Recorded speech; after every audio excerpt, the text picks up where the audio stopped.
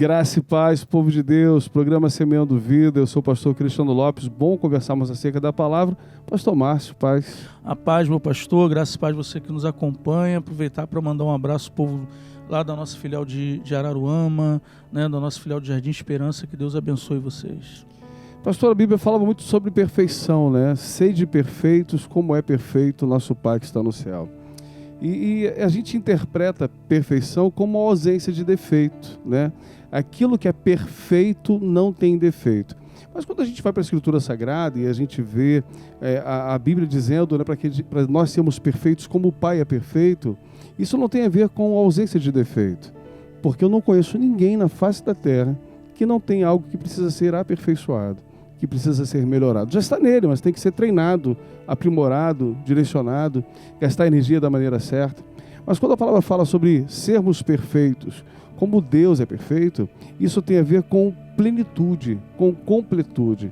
Essa perfeição tem a ver, não é com aquilo que é aparência, porque a gente acha que é perfeito aquilo que é aparente. Um corpo perfeito, você vai olhar, aí tem um outro padrão de corpo para você definir naquilo que é o aparente, o que é defeito e o que é sem defeito.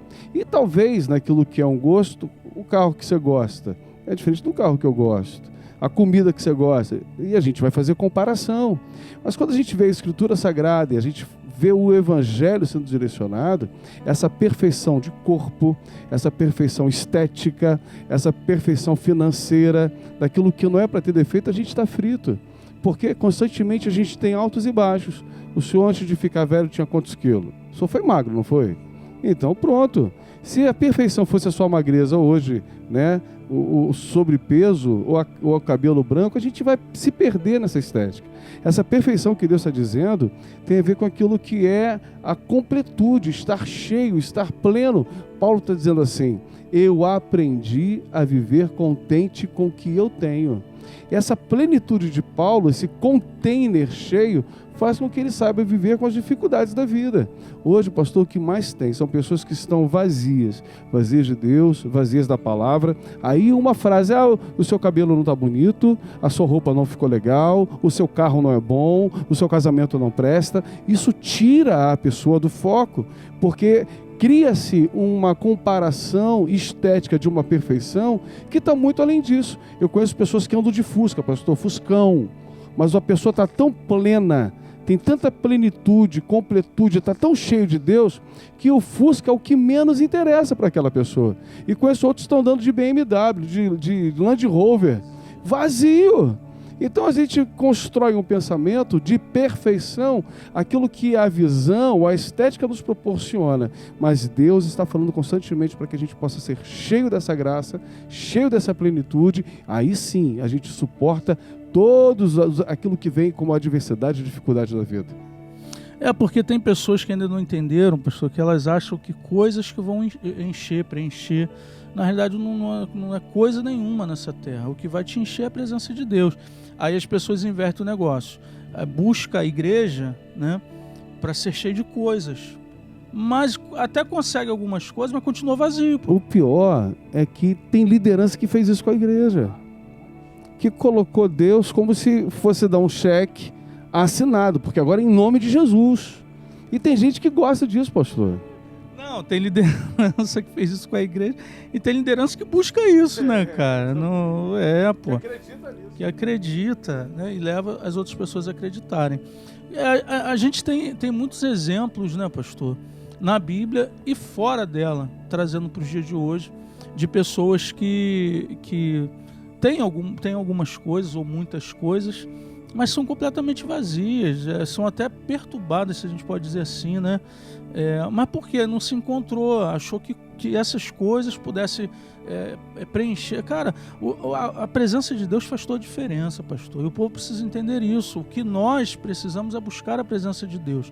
Aí, o exemplo de Davi. Davi errou, talvez você conheça a história de Davi, mas por que ele não se matou?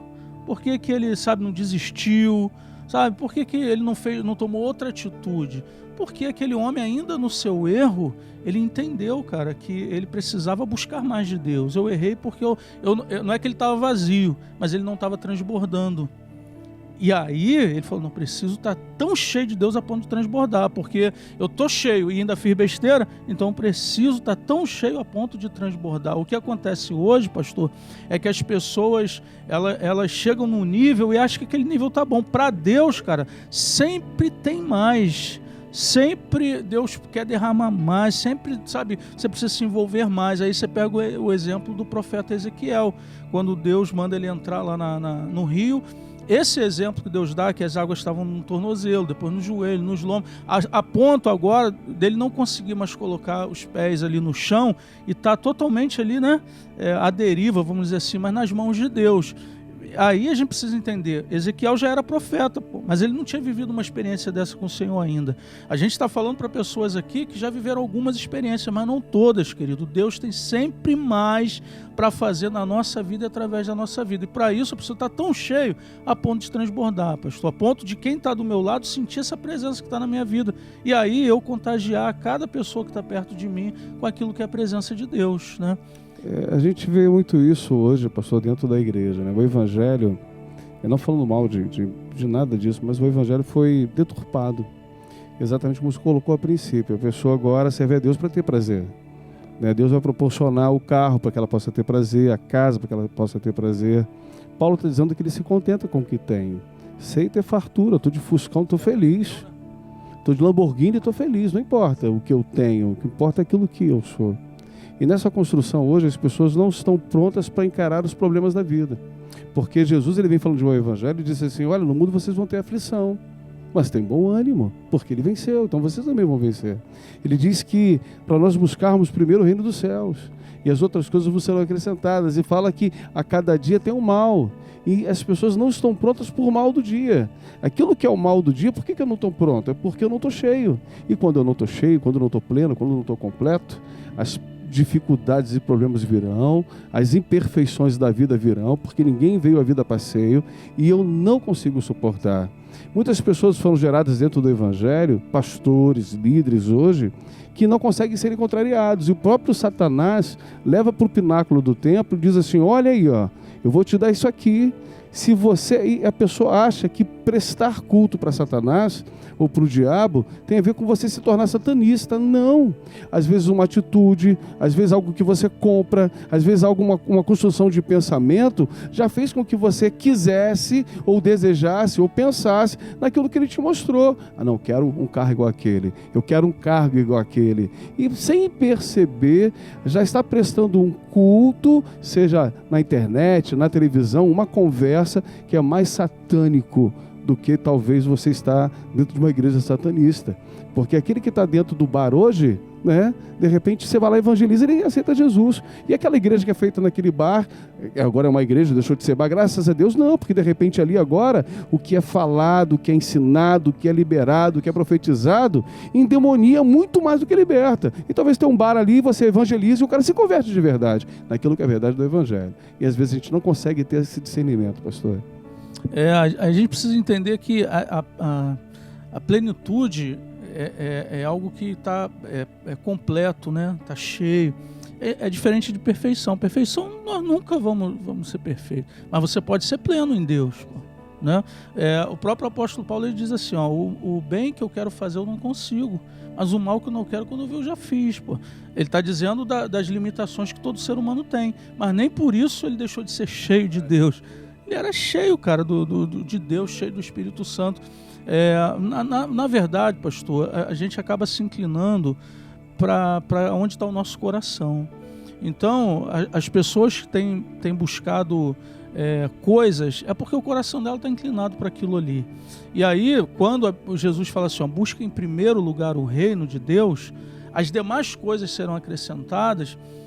Mas tem pessoas que estão buscando essas demais coisas e deixam o reino de Deus em segundo, porque o coração dela já está inclinado para essas coisas. E aí pega um sacerdote que tem um coração também inclinado para isso, pega uma liderança que tem um coração inclinado para isso, e a pessoa acaba acreditando que o evangelho é esse mesmo. E na realidade, querido, pode até aquilo que eu disse no início.